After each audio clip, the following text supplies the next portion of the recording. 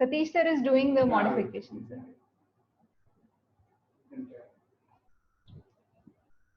It's not connecting.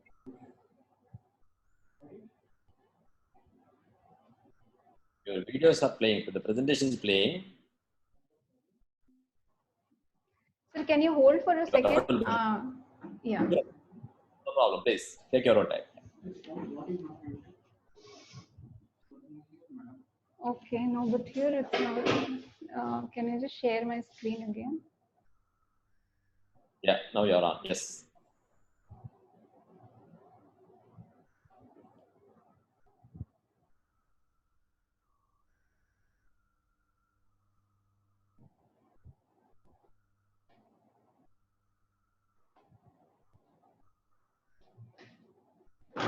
Am I audible right now, sir? You're audible and visible too. Yeah, thank you, sir. So while approaching for a case of microbial keratitis, we should keep few points in mind. First, after the clinical diagnosis, we should be able to answer few questions. First is, what is the etiology responsible for that keratitis? Second is, how severe is the keratitis? Third, what are the predisposing factors which are contributing to the keratitis? And fourth, what is the prognosis of that keratitis? So for all these questions, we should start with a thorough history. In history, we will take care of the symptoms. Symptoms can be either pain, redness, photophobia, diminution of vision, discharge, or can be conjunctivitis. Conjunctivitis can be associated in certain keratitis like Haemophilus influenza, Streptococcus pneumoniae. Pain is also an important factor because in Acanthamoeba keratitis, pain is disproportionate to the signs of the keratitis. We should also note the evolution of the keratitis, whether it is slowly progressive or it is rapidly progressive. Third is, we should note down what are the prior and the current medical treatment which the patient is using, in what frequency and what duration, and whether the patient is at symptomatic relief from those medications or not. This will help us to modify the treatment accordingly. If the patient is a contact lens user, you should also ask about which type of lens it was, whether it is a daily wear contact lens or a monthly or a yearly. You should also ask about the age of the lens and pattern of the lens wear, whether the patient is actually following all the precautions, necessary precautions for using contact lens or not. You should also note the past history of any ocular diseases like dry eye, or there can be compromised cornea, there may be bullous keratopathy, and any other ocular surgeries like cataract surgery or refractive surgeries or keratoplasties. We should also look upon the systemic illnesses. Diabetes is a very important factor because it will interfere with the healing of microbial keratitis. So along with the management, diabetes also need to be taken care of. Any other collagen vascular disorders like rheumatoid arthritis, AIDS, or severe malnutrition. While taking the history, you should also closely observe the patient. Like in this first picture, there are certain lesions on the forehead, on the nose area, on the tip of the nose. This is Hutchinson sign.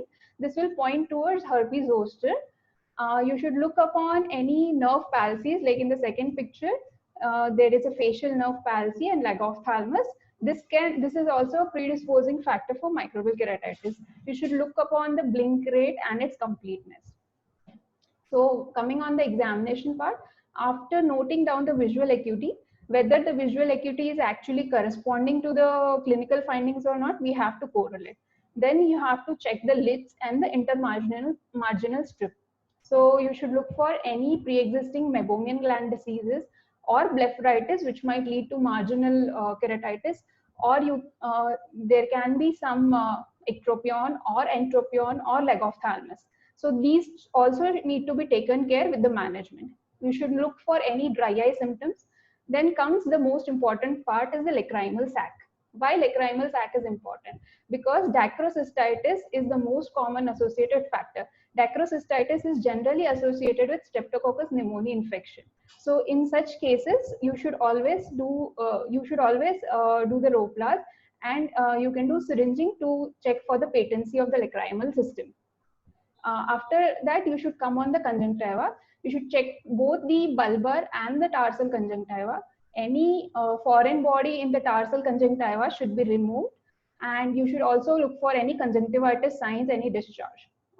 In sclera, you have to be very vigilant about any involvement of the sclera, especially like in post cataract surgery, if there is a sclerocorneal tunnel or any scleral abscess formation, scleral pockets formation, you should note down those things also. Coming on the corneal part, you should note the location of the lesion, whether it is peripheral or central. Peripheral means within 2 to 3 millimeters from the limbus. You should note the size of the epithelial defect. Like in this picture, it is shown in the second part, the epithelial defect corresponds to the area of the infiltrate, while in the third, in the C part, the epithelial defect is smaller while the infiltrate area is bigger. Why it is very important to note down these things is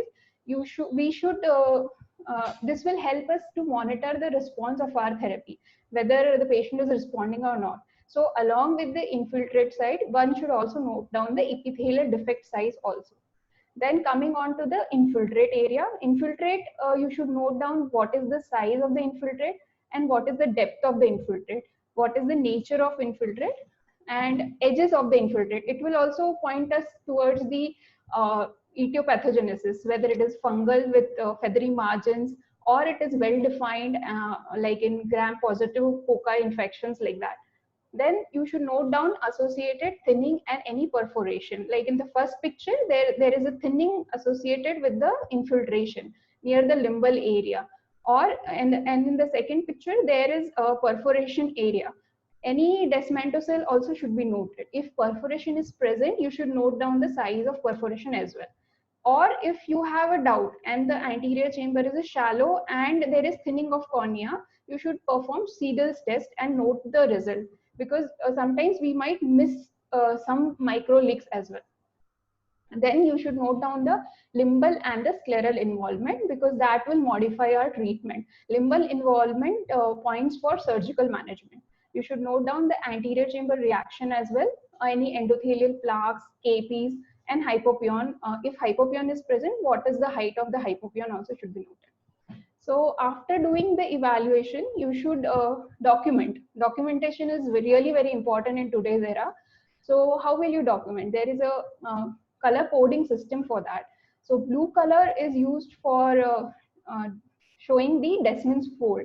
So there are certain wavy lines which can be used for showing the Descemet folds.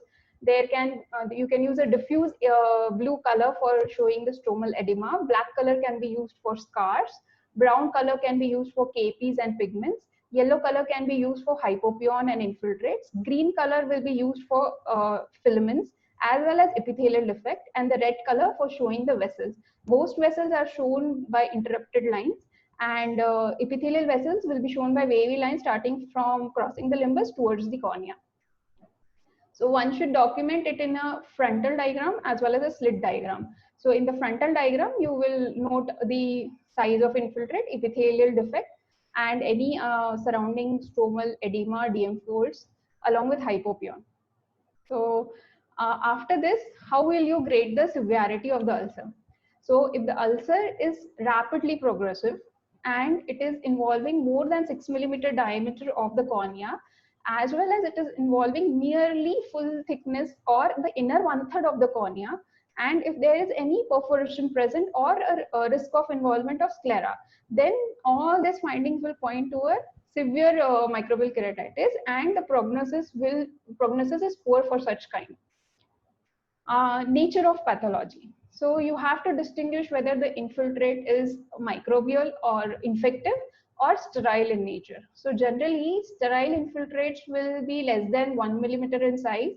It will present near the limbal area in the periphery of the cornea. There will be no associated epithelial defect, and there will be very minimal, there will no anterior chamber reaction, and pain is generally not associated with such lesions. Like in this photograph, you can see a peripheral infiltrate, and this is contact lens induced immune keratitis. You can see the immune reaction, toxic reaction in the cornea. So such kind of, there is no epithelial defect, patient was asymptomatic. So we have started on low dose steroids and antibiotics, and the patient healed well. We should also look for any predisposing risk factors which are contributing to microbial keratitis, like corneal abrasion, any defect, history of vegetative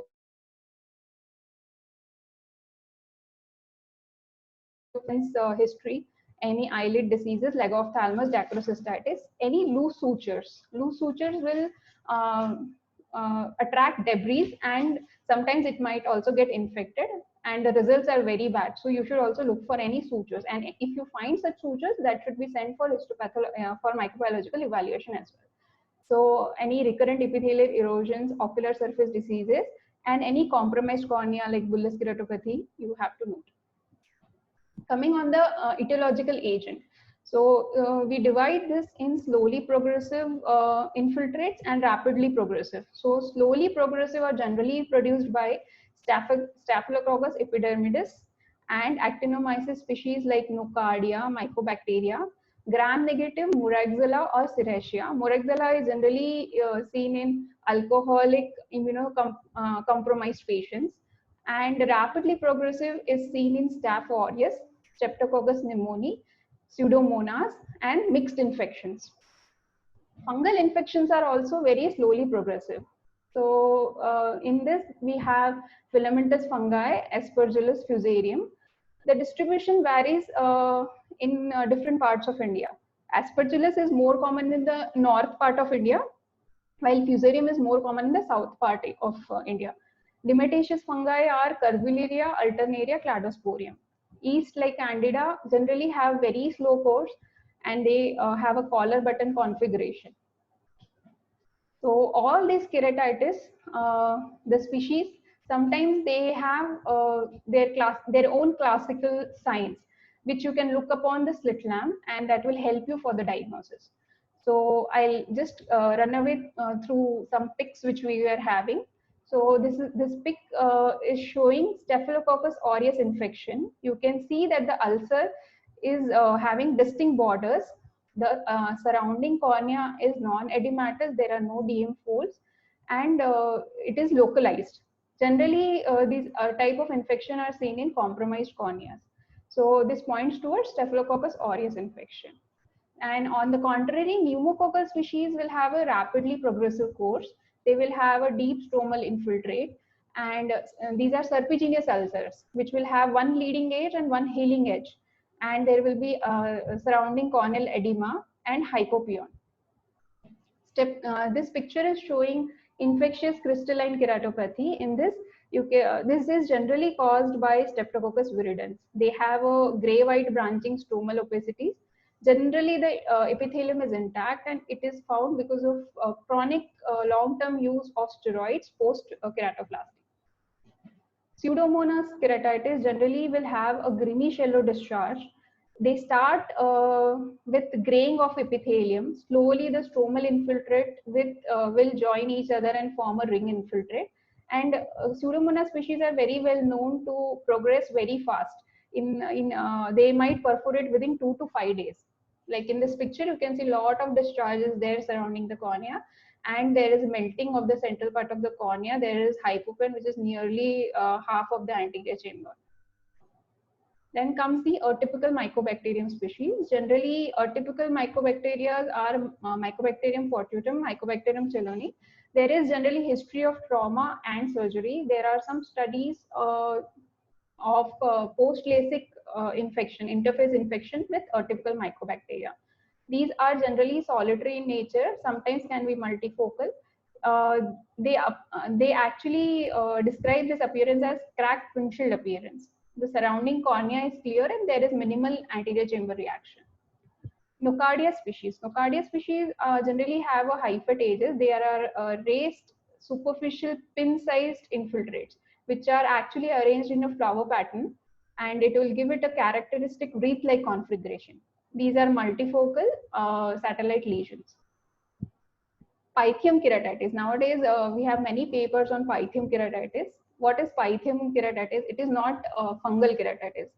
Pythium is not a fungus. Basically, it comes in a parasitic filamentous parasite family. It present as accepted hyaline broad ribbon-like filaments.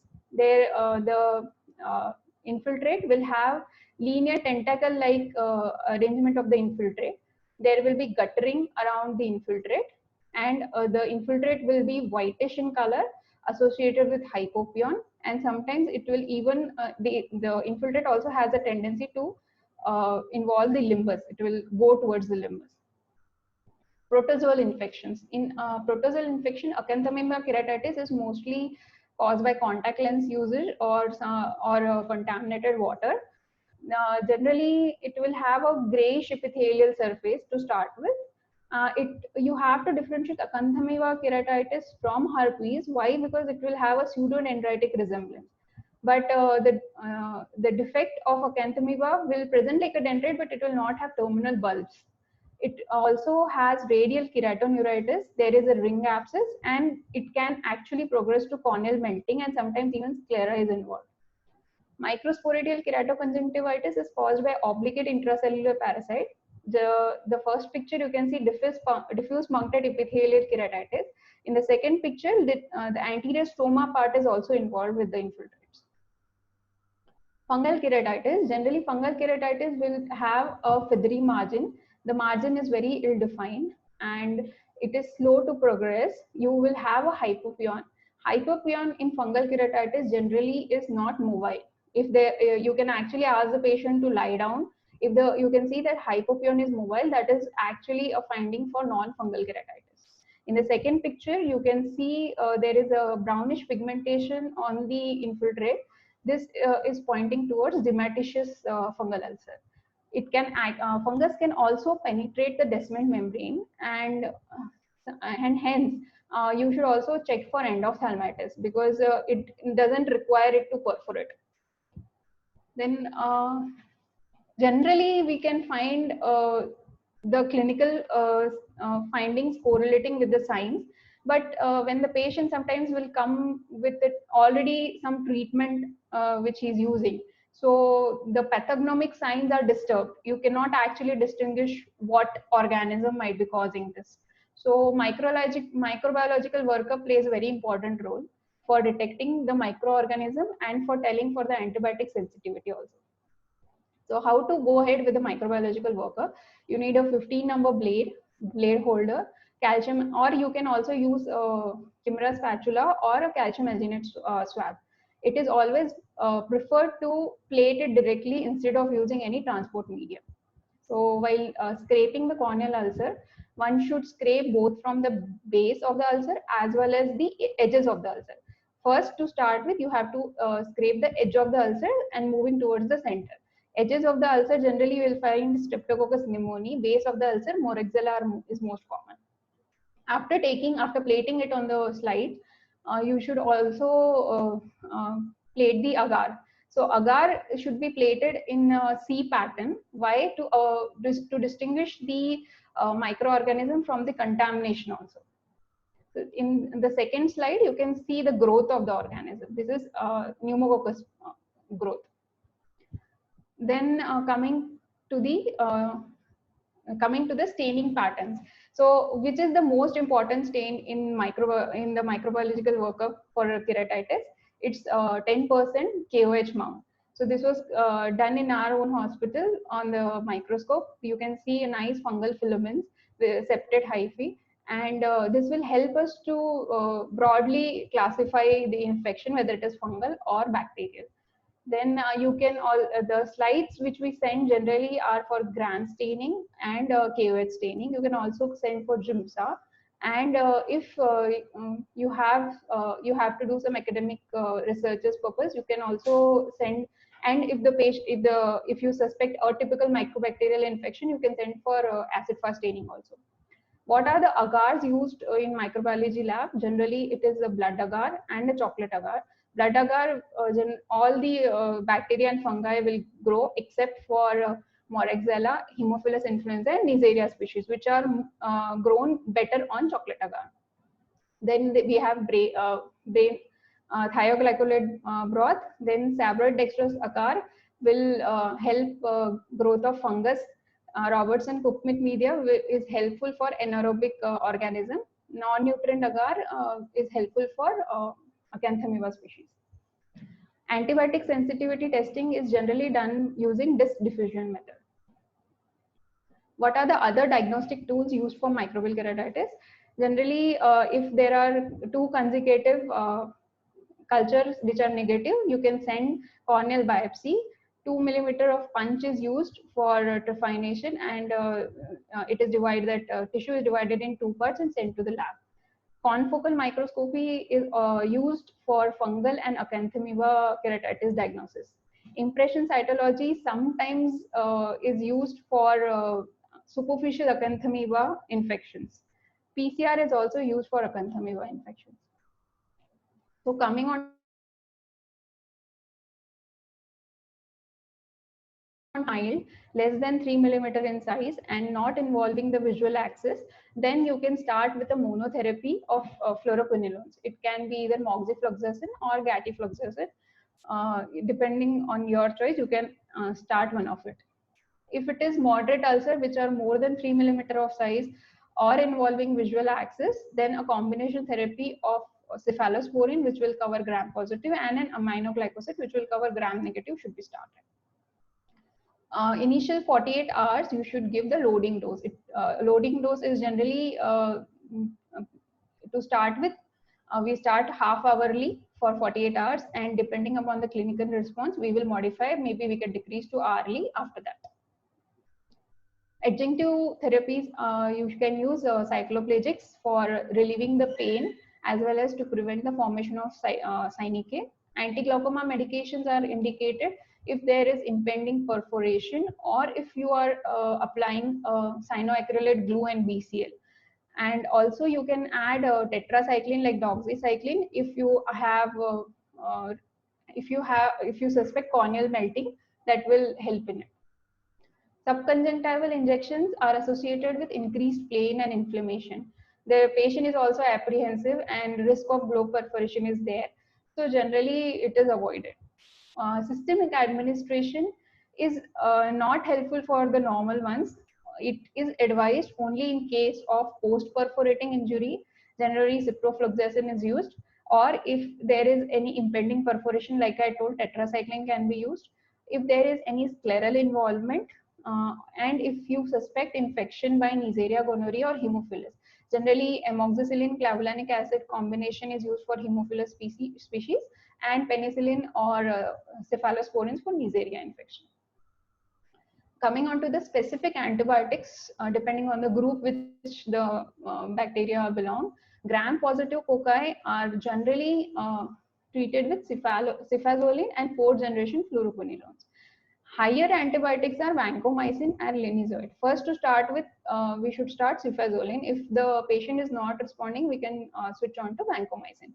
Vancomycin is used in the dose, 5% vancomycin is used, and it is drug of choice for methicillin-resistant Staph aureus. Gram-negative cocci are generally treated with ceftriaxone, ceftazidime, and fluoroquinolones. Gram-negative bacilli, to start with, fluoroquinolones and tobramycin can be used for regular section. And if the patient is resistant to these antibiotics, higher antibiotics are amikacin, ceftazidime, meropenem, colistin, and piperacillin. But recent studies are telling that the colistin is also resistant to Pseudomonas infections. So you have to, and some studies say ciprofloxacin still holds better position for such cases. Then coming to acid-fast bacilli, are treated with amikacin, clarithromycin, and fluoroquinolones. As I told, if it is a small and a peripheral ulcer, fluoroquinolones can be added. If it is a large and a central ulcer, and if it is smear positive and clinically correlates with your finding, you can go ahead with one regular and one higher antibiotic, or two regular antibiotic, depending upon how the bacteria is, whether it is resistant or having low risk of resistance. If the smear is negative and it doesn't correlate with the clinical finding, or if the smear is positive but your clinical finding tells you something else, then you should give a broad spectrum again. Then it comes down to cephalosporin and aminoglycoside. There are some studies for topical steroid use in corneal ulcers.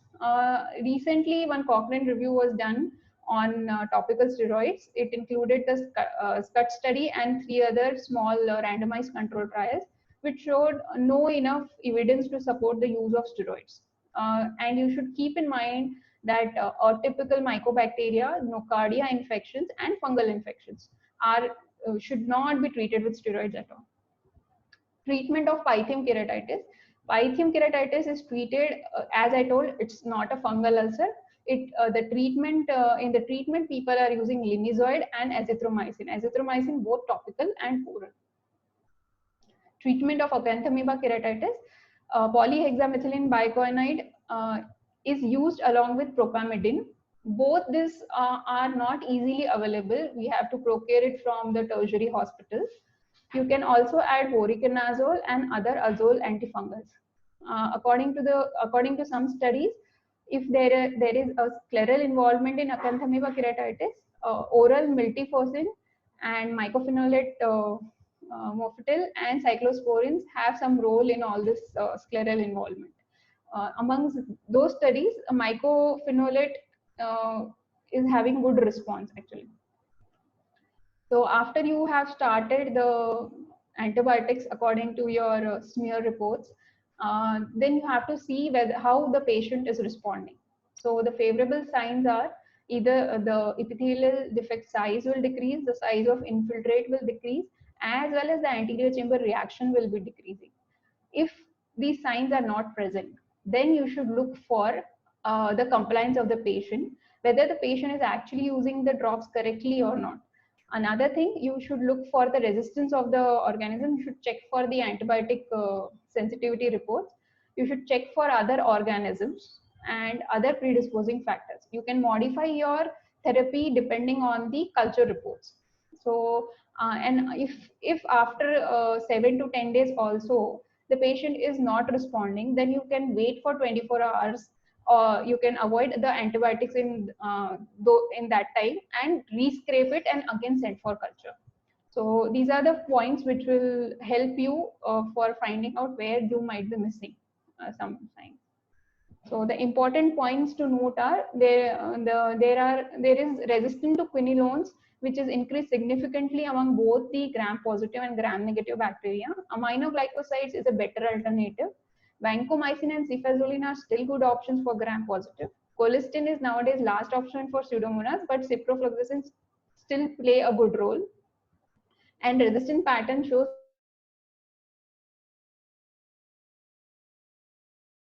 keratitis treatment. Basically, in fungals, we have two major groups. One is paulins and another one are azoles.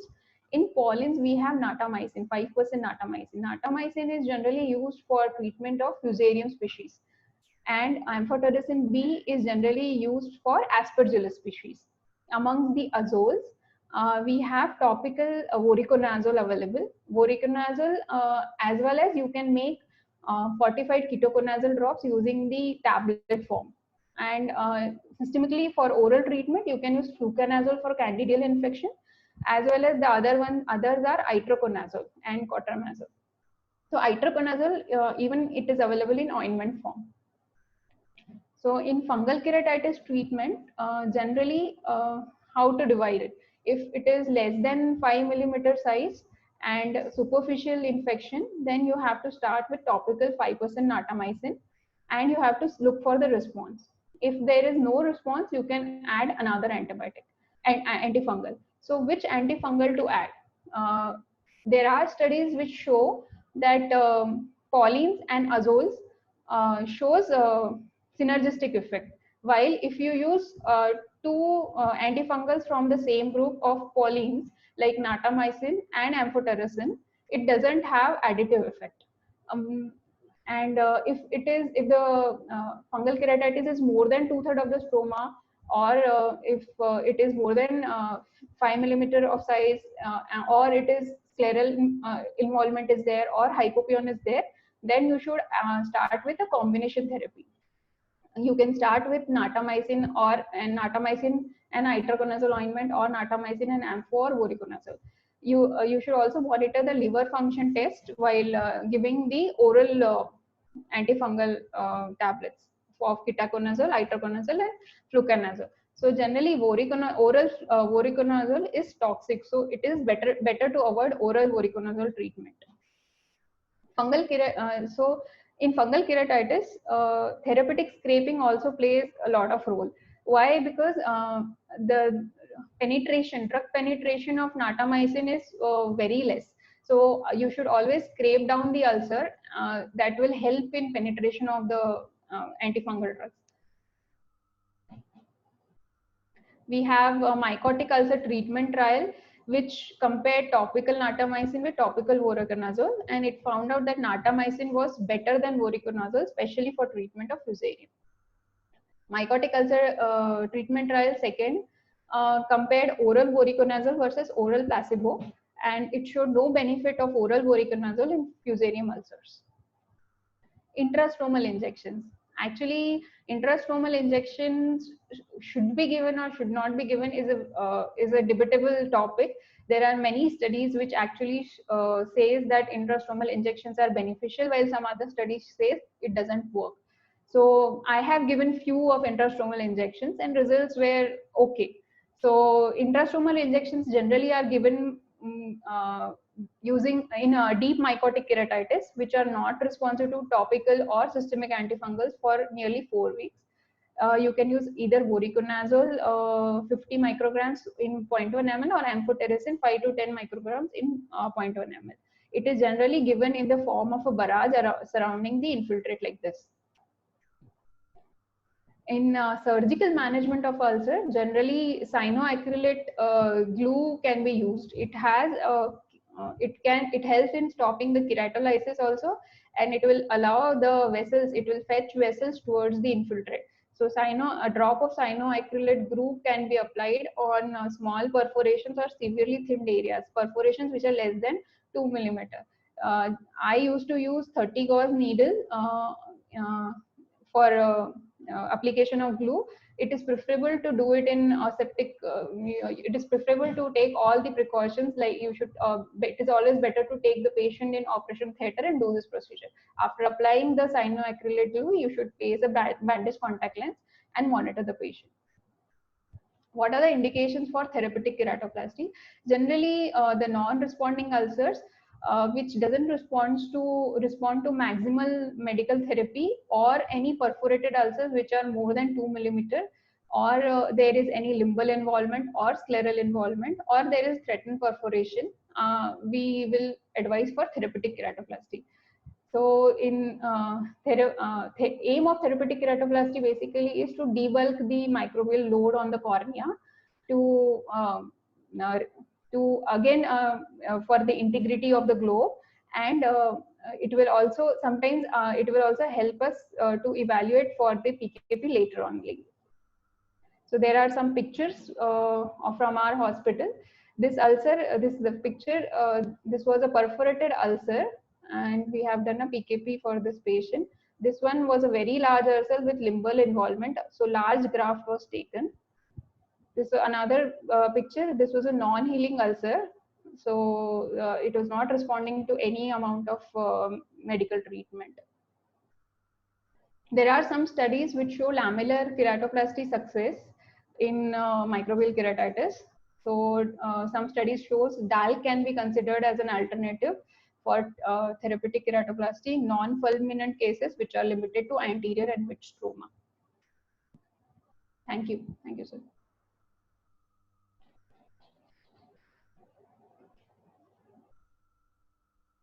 Thank you, Dr. Nidhi, for your lucid presentation, how to approach the microbial keratitis, the diagnosis, the investigation, the clinical examination, the management part of it.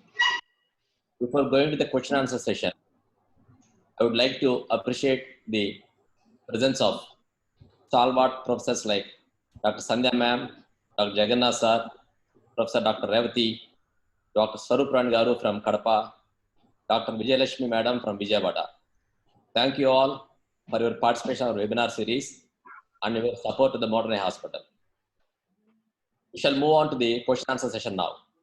As I told you, today we have Dr. Jyoti, our senior consultant in Modern Hospital Nellore, as one of the panelists. Dr. Gopal Raj Garu, Chairman, Scientific Committee, Andhra Pradesh Ophthalmic Society, one of the very first few corneal surgeons in Andhra Pradesh, and Dr. J.K. Reddy, the Medical Director, Shankar Eye Hospital, Coimbatore. So all the three doctors, please allow your videos to be streamed, and I'll just keep on reading the questions for you. So please add your comments. Before going to the question answer session, I would like to invite Dr. Gopal Raj Garu to add a few comments on the presentation. Dr. Gopal Raj Garu. Yeah, good evening, all of you. Gopal, is it clear? Voice is clear? Yes, sir. Very clear, sir. Okay. And welcome you all. And first of all, I should congratulate Dr. Nidhi for excellent presentation. And you covered most of the things. I think people like us and then GK, we should add more practical issues. I think Vishnu has got a lot of questions. He started right from the beginning. So before that, in any ulcer, most important thing is the history. In the history, we should spend little more time because most of these ulcer patients, they generally start either with some home remedies or some treatment somewhere across the pharmacy, or they'll always contact some primary physician before coming to the cornea specialist or the tertiary care hospital or any hospitalized eye specialist. So all those things we should clearly, with a very leading questions, we have to ask them. Otherwise, they will always hide those things. They always feel fear about that. Because those things will always help you in the prognosis, when you're explaining the prognosis. And also, when you are starting the treatment, it will definitely help us. And that is one aspect. Then also the type of history. Most of these ulcers will have some kind of a history, and the type of the injury will help you to come to a reasonable clinical diagnosis. So we suppose if it is there with the vegetable matter or the worker from the farm, definitely we can suspect more of a fungal rather than the bacterial ulcer. And the type of injury also, suppose where they are working, suppose if they are working and dealing with the onions or with the peanuts, then sometimes that will help you in the diagnosis or the etiological diagnosis. So we have to spend a little more time in the history, and then the treatment history, and then the duration. Because treating ulcers is very, very challenging. Treatment is one part, and then preparing the patient for a longer course and also for a meager visual prognosis is more important than the treatment alone. Because it will take a long course. Generally, if you prescribe, then within 4 or 5 days, they'll come back saying that there is no improvement or even it is worsened. So preparing the patient for a longer course, and you have to explain to them that the only treatment is the meticulous use of the eye drops. So like you rightly stressed, mainly when the non-healing ulcers, the first thing you should verify is whether the patient is putting the drop properly or not. So these are some of the points I think we can add. And also I think you have to cover the microsporidial. Did you touch that? Microsporidial keratitis also, I think you have to cover. That is also nowadays quite common, self-limiting, and then sometimes it mimics the nocardia or the fungal ulcer. I think, yeah. Dr. Jyoti, want to add some more? Dr. Jyoti? Sir, yes, sir. Are you able to hear me, sir? Yes, yeah, please. As Gopal Raju sir has rightly told, the history of traditional eye medicines, which is more common in our patients, like as soon as they meet with the trauma, maybe a fall of dust or any vegetative matter, they apply the home medicines like milk or some turmeric powder. Sometimes even they apply honey and vegetable juices. So in fact, rather than inciting agent, these agents will cause more reaction and secondary fungal infection. So that needs to be highlighted. And also the grading of the ulcer, when like mild, moderate, and severe, based on which we can explain the prognosis to the patient. First is for our understanding, and also to explain the prognosis for the treatment. That is more important, sir. And otherwise, it is all covered. Thank you, Dr. Jyoti. Dr. J. Reddy, sir, would you like to add some more? Yeah, Before going yeah. I mean, I'm watching it from the beginning. She covered very nicely Yeah. everything. As Dr. Yeah. Gopal also said, there are a few points I would like to what I think is very important.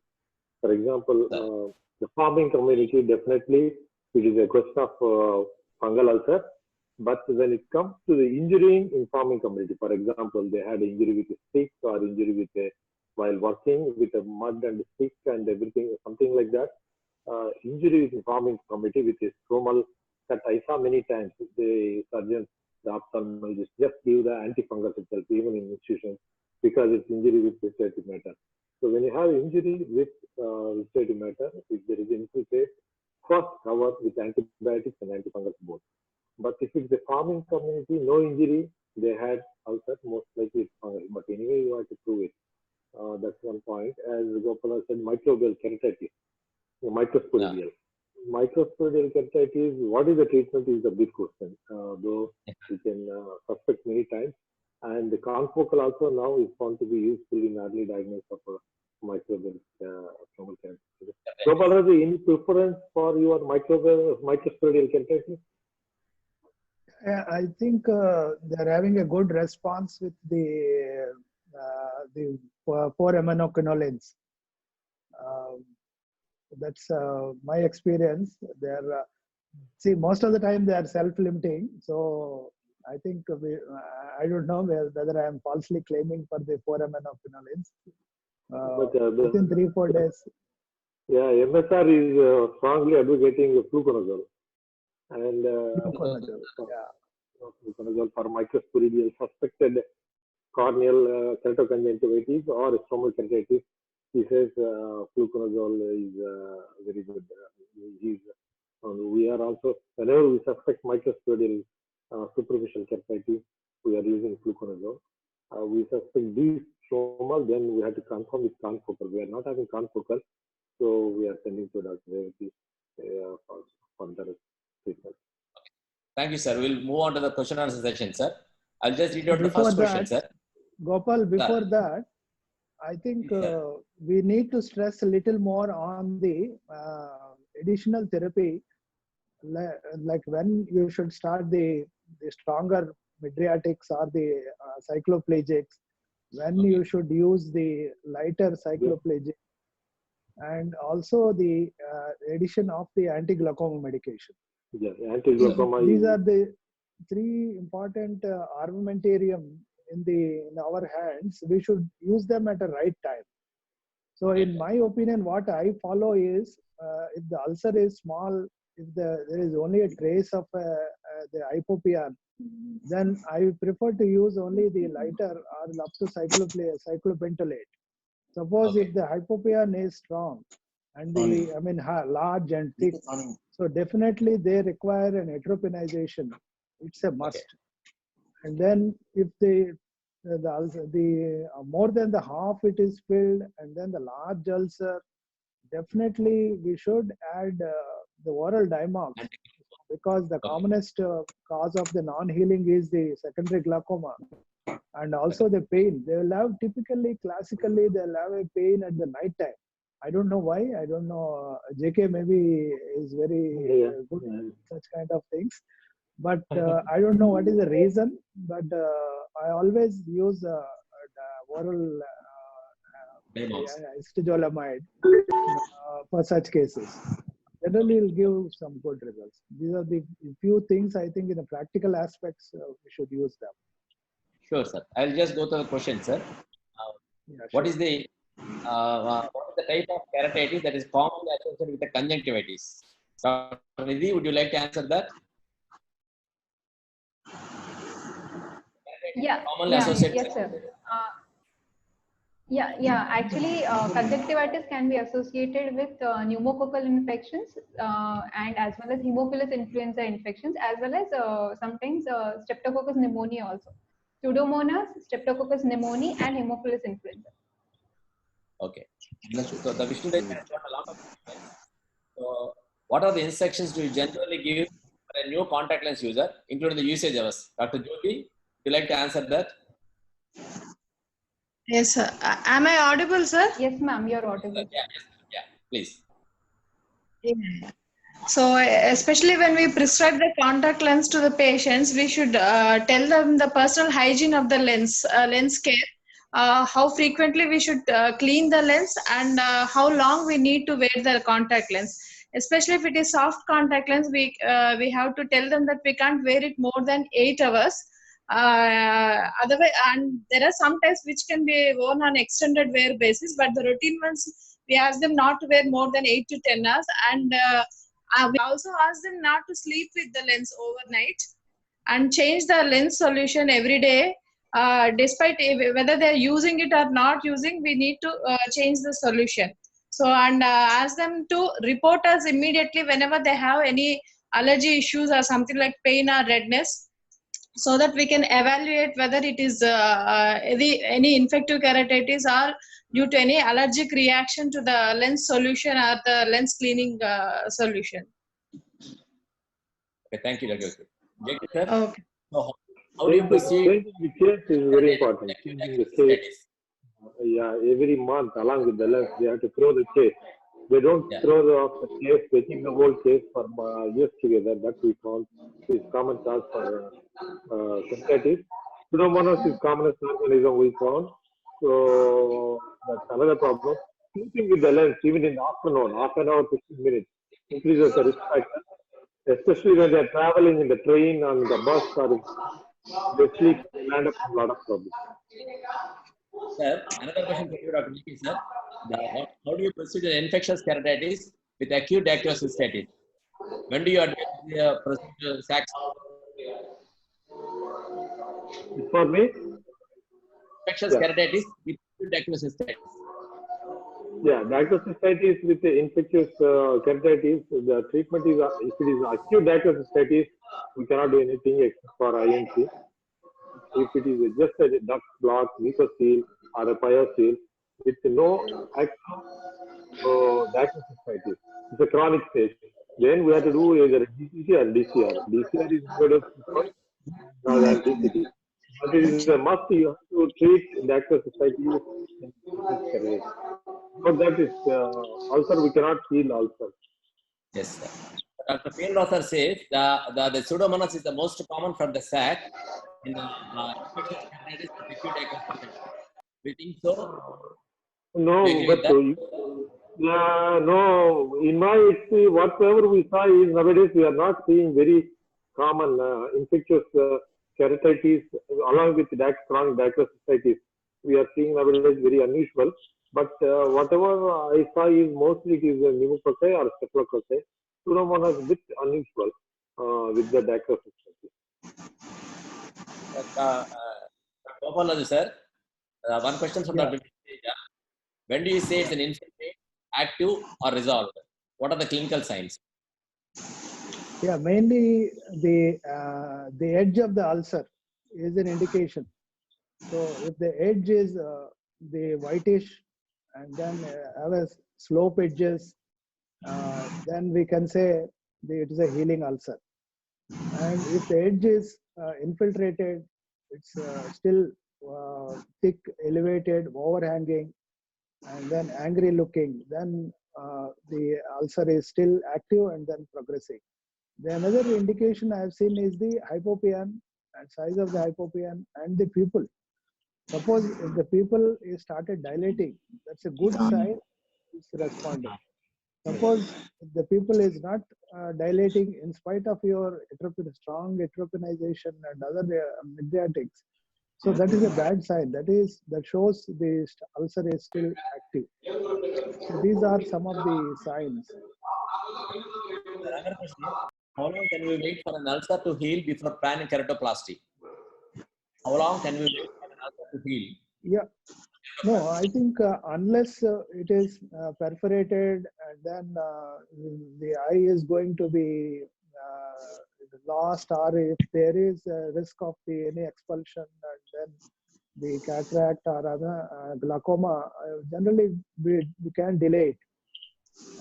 If the chamber, if it's not perforated and then chamber is nicely formed, then the ulcer is, even though in spite of thick infiltration and posterior corneal abscess, I generally don't opt for the keratoplasty. We'll only do it if the perforation is large and the eye is going to be salvaged, then only. Otherwise, generally we'll delay it.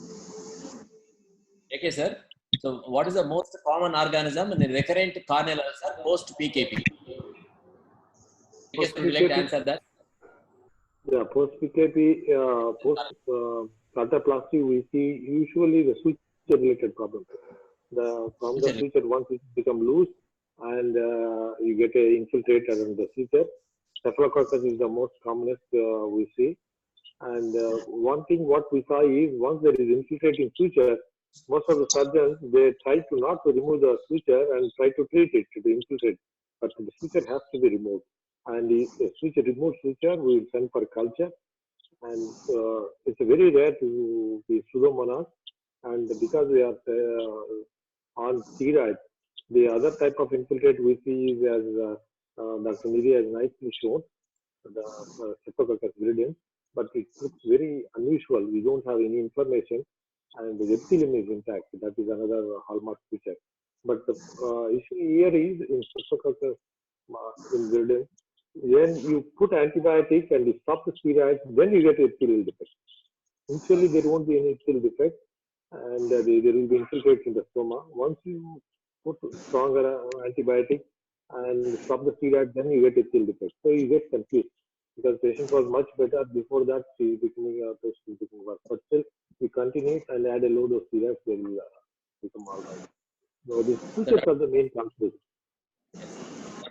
Sir, when to suspect keratoctoxicity while treating infectious keratitis, and how do you proceed in that case?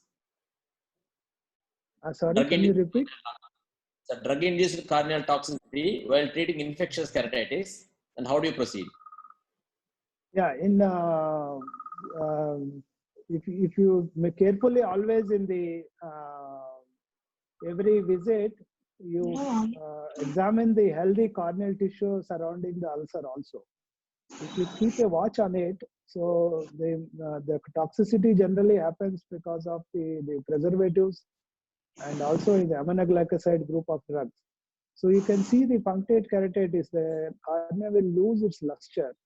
So, and also the conjunctival reaction, and then the lid edema, unusually it suddenly changes. So these are all some of the signs where there is a toxicity.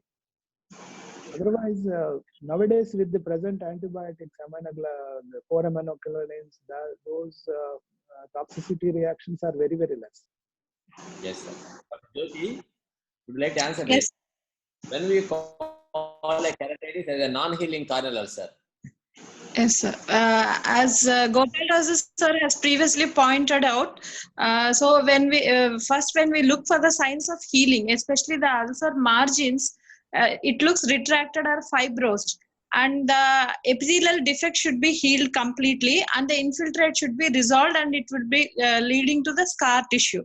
So if all these signs if they are not observed over a period of treatment, like at least minimum 4 to 6 weeks, if there is no response to the treatment, and if the infiltrate size is increasing and the epidefect is not closing, or the endoexudates sometimes the epithelium heals but the endoexudates doesn't come down, or the hypopyon doesn't come down sometimes. So all these, when you can see it, when there is no that over a period of about at least 4 to 6 weeks, we call it as a non-healing ulcer, sir. At least with maximum medical therapy, despite the culture sensitivity proven treatment.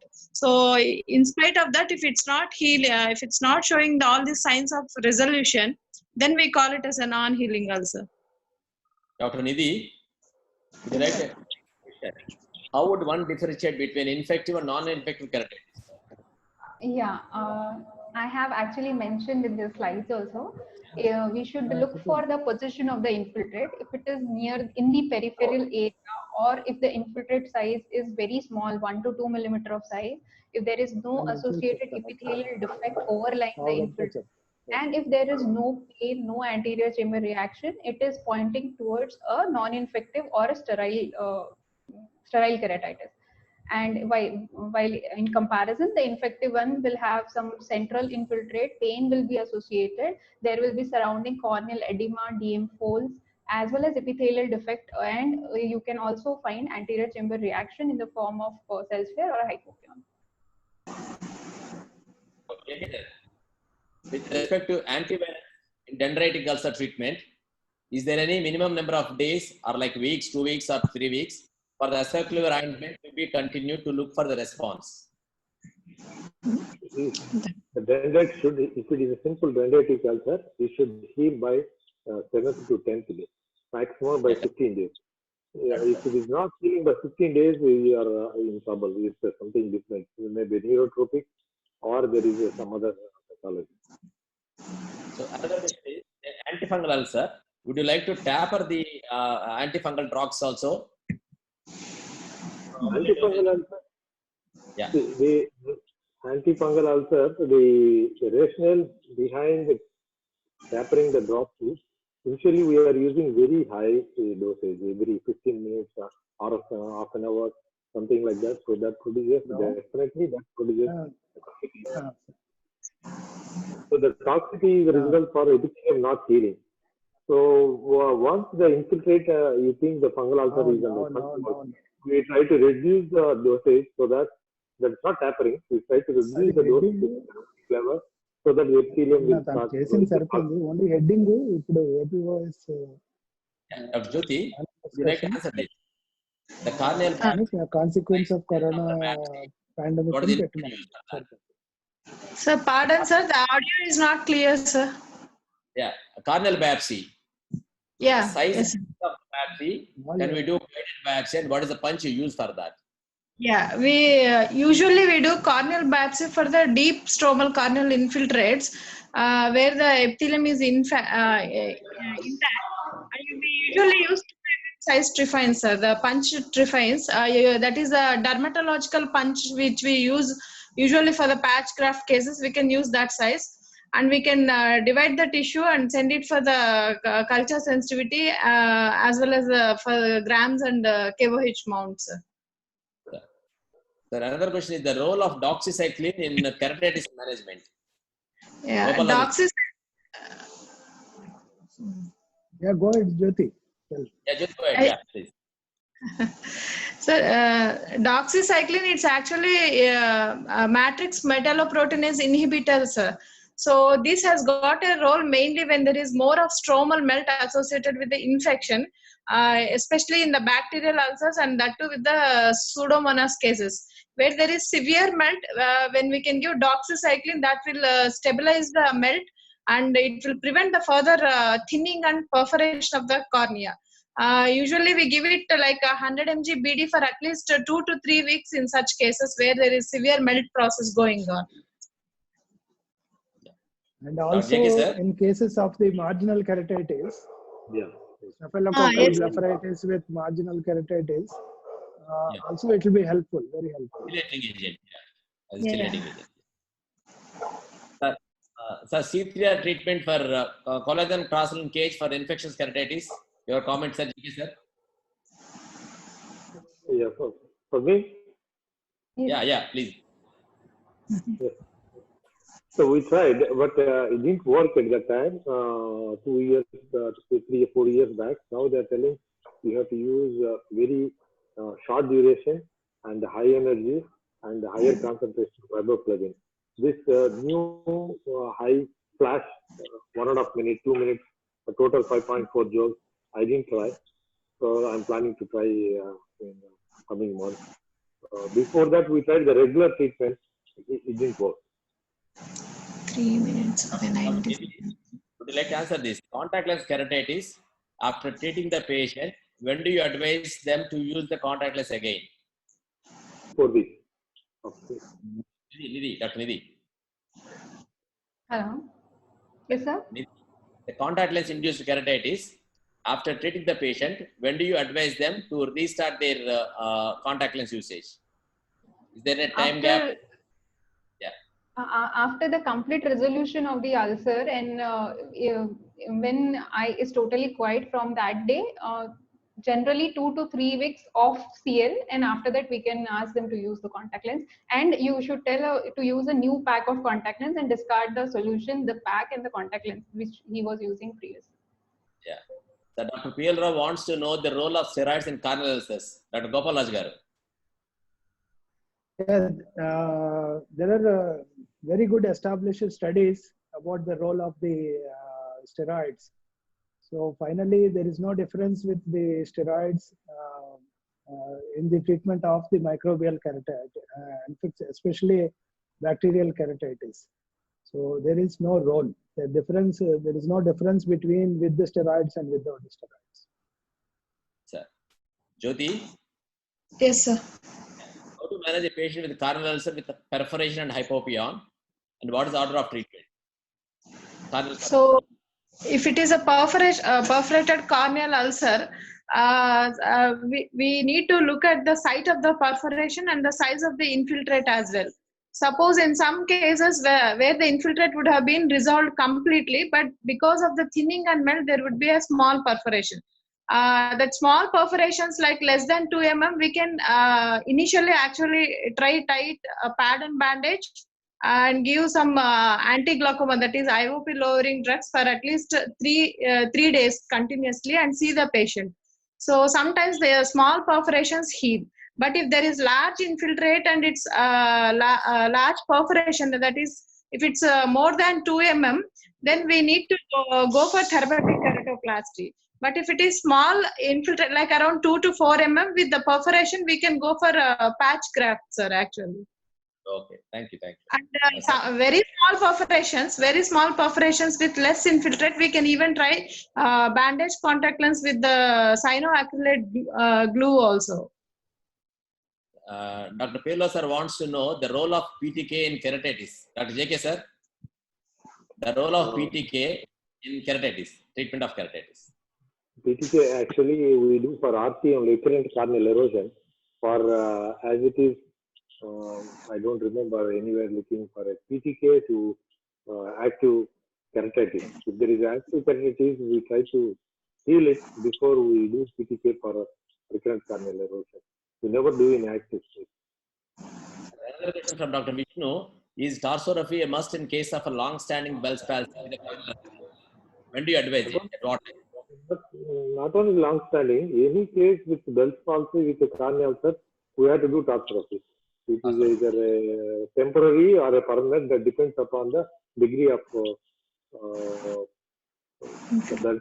residual muscle, the tone of the muscle. Yes, sir. So then we almost finished all the questions here, apart from 1, 2. There is one comment from Dr. Anil Kumar, so the chairman ARC, Andhra Pradesh Ophthalmic Society.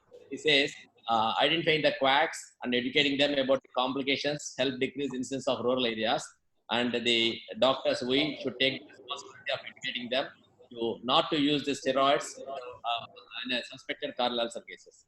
Well, your point is well taken. Thank you very much for your comment. And we finished the conclusion of this session today. I thank all the panelists, Dr. Gopal Garu, Dr. J.K. Reddy, Dr. Jyoti, and Dr. Nidhi for their contribution to the success of this webinar. Tomorrow at the same time, we are having one more webinar.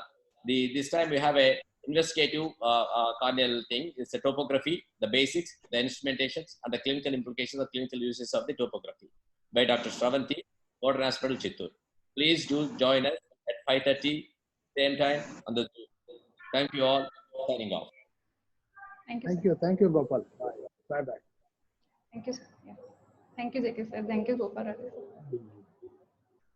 Thank you, JK. Nice to see you. Like, yeah, rather wrong time. When we don't know again. Lockdown is very much visible. Lockdown is very much visible on you. Okay, bye. Take care. Bye.